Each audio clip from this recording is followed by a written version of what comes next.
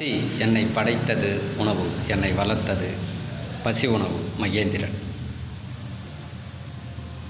சொல்லும்போதே சிரிப்பு வருதில்ல. ஃபஸ்ட்டு சிரிப்பு தான், பேசுறதுக்கு முன்னாடியே எனக்கு சிரிப்பு வருது. பசி எடுத்ததா?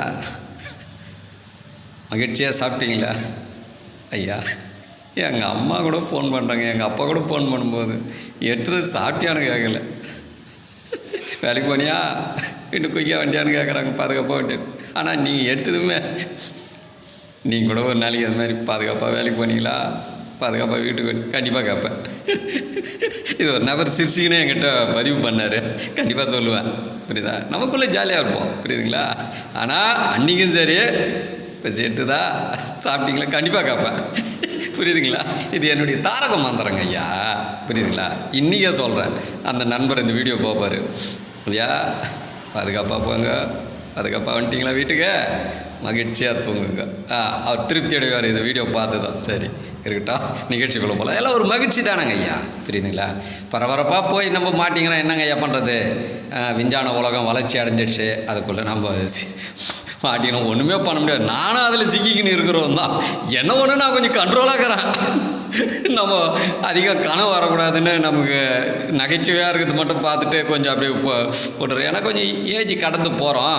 சரி, கொஞ்சம் உடம்பு பத்திரமா வச்சுக்கணும். நம்ம ஒரு டென்ஷன் எமோஷன் ஆகிறதுலாம் நம்ம அதிகம் பார்க்கக்கூடாது. என் உடம்பு தாங்கலை, நம்ம அதுக்காக ஐயா நீங்கள் எமோஷனாக இருந்து ஒன்று கூட பார்க்கலையா, 1-2 பார்ப்பேன். ஏன்னா சமுதாயத்தை கூட வாழ்கிறோம் இல்லைங்க ஐயா. அதனால் நம்ம ஒரு ஜென்ரல் நாலேஜின்னு ஒன்று இருக்குனால உலகம் எப்படி போய்ங்குதுன்னு. அதுக்காக எங்கிட்ட ஒருத்தர் ஃபோன் பண்ணி கேட்டார், நாங்கள் நைட் ஷிஃப்ட்டு செய்கிறோம் தான், என்னங்க ஐயா அப்படின்னா, வீடியோ பார்க்க தான் நைட் ஷிஃப்ட்டுன்னு இருப்பாருங்க. அது மாதிரி நான் செய்வேன். அப்படிலாம் நான் பார்த்து இந்த உடலை நாங்கள் எடுக்க மாட்டோம்ப்பா.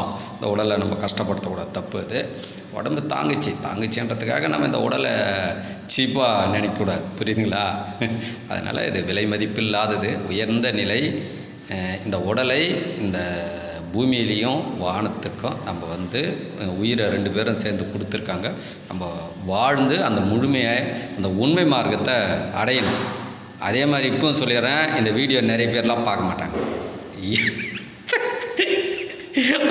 முதல்ல இது மாதிரி அவங்க சிரிக்க மாட்டாங்க, இப்படி சிரிக்க கூட மாட்டாங்க, சீரியஸாகவே இருப்பாங்க. அவங்களாம் அந்த வீடியோ பார்க்க மாட்டாங்க. நம்ம வீடியோ பார்க்குறவங்க எல்லாருமே கொஞ்சம் கொஞ்சம் ஒரு சில ஆளுங்க நகைச்சுவையாக இருப்பாங்க எப்பொழுதுமே. அது மாதிரி ஆளுங்க தான் அதை பார்ப்பாங்க. ஒருத்தர் 2 பேர் டச் பண்ணிட்டா கூட, ஏய் அடுத்து இந்த வீடியோ பார்க்கக்கூடாது, அன்றைக்கி முடி வைத்துருவாங்க. இது என்னப்பா சீரியஸாகவே இல்லை, எப்போ பார்த்தாலும் சிரிச்சிக்கினே பேசிக்கிறாரு, அந்த வீடியோ பார்த்தாலும் சிரிச்சிக்கினே இருக்கிறாரு. சப்ஜெக்டே காணோம், என்ன சப்ஜெக்ட் பேசுறது, என்ன இருக்குது? பிரபஞ்சகம், புரியுதா? மகிழ்ச்சியாக இருக்குது. நம்ம மகிழ்ச்சியாக இருக்குன்னா வேறு என்ன இருக்குது பிரபஞ்சகத்தில்? 2 இருக்குது, பசியும் உணவுங்குது. சாப்பிட்டு மகிழ்ச்சியாக வாழுன்னு இந்த பிரபஞ்சகம் சொல்லுது. நம்மளா பிரச்சனையை உருவாக்கின இதெல்லாம் பிரபஞ்சகத்தில். இதுவெல்லாம் நம்ம பேசுகிறோமே, இதெல்லாம் நாம் தான் பேசி மக்களுக்கு போதிக்கிறோம். இது உண்மைன்னு பிரபஞ்சகம் நமக்கு சொல்லிச்சா? அப்போ நீங்கள் ஒரு கேள்வி கேட்கலாம், மகிழ்ச்சியாக அப்படியே இரவில் வானத்தை பாருங்கள், அப்படியே கண் குளிர்ச்சியாக இருக்கும் நமக்கு, அப்படியே நம்ம உடலில் மகிழ்ச்சி இருக்கும். கதிரவன் காலையில் அந்த வருது பாருங்கள், உதச்சி வருது பாருங்கள், அப்போ பாருங்களேன் கதிரவனுடைய அழகையும் அந்த கலர்கள் அப்படியே வரும்.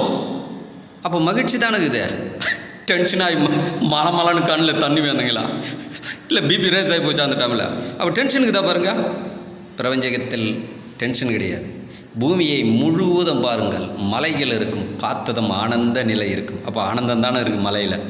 அப்படியே ஆற்றுல தண்ணி ஓடும், அதை பாருங்கள். ஏரியில் தண்ணி இருக்கும். ஒரு டேமில் போய் பாருங்களேன், தண்ணி இருக்குது, லேசான ஒரு அலை வரும். அதை பார்க்கும்போது என்ன இருக்குது? மகிழ்ச்சி தானே இருக்குது. டென்ஷனாக வருமா? நீங்கள் டேமுக்குள்ளே இறங்கி போட்டில் போகும்போது தான் டென்ஷன் ஆகுறீங்க. நீங்கள் கரையில் இருக்கும்போது டென்ஷன் ஆக மாட்டீங்க. அப்போ நம்ம எல்லையை மீறும்பொழுது நம்ம டென்ஷன் ஆகும். கரையில் பாதுகாப்பாக இருக்கும்போது பயம் இருக்காது, புரியுதுங்களா? அது கூட நீச்சல் தெரிஞ்சவங்களுக்கு பயம் இருக்காது, நீச்சல் தெரியாதவங்களுக்கு தான் பயம் இருக்கும். அப்போ இந்த பிரபஞ்சகம் என்பது வானமும் பூமியும் எப்பொழுதும் மகிழ்ச்சியாக இருக்கிறது. இது நான் இந்த வானத்தையும் பூமியும் பார்த்ததால் சொல்லிட்டேன். அதுக்காக நான் சொன்னது உண்மைன்னு அப்படியே ஏற்றுக்காதீங்க. உங்களுடைய உணர்வில் இந்த கேள்வி கேளுங்க.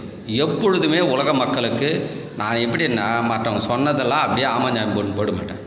எனக்குள்ள நான் போய் கேட்பேன், உண்மைன்னு சொல்லிச்சா என் உடம்பு, அதை ஏற்றுக்குவேன். அது உண்மை இல்லைன்னு மறுத்துச்சா விட்டுட்டு அடுத்த வேலைக்கு போயிடும். அதே போல் தான் எனதும் சொல்கிறேன். எனதுக்காகலாம் நீங்கள் வந்து இது உண்மையாக இல்லையான்லாம் உங்கள் உணர்வுகிட்ட கேளுங்க. உண்மையை சொன்னால் ஜாலியாக பயணிங்க.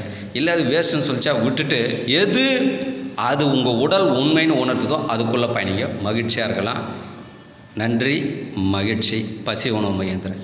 பசி எடுத்ததா மகிழ்ச்சியாக சாப்பிட்டு மகிழ்ச்சியாக வாழுங்க.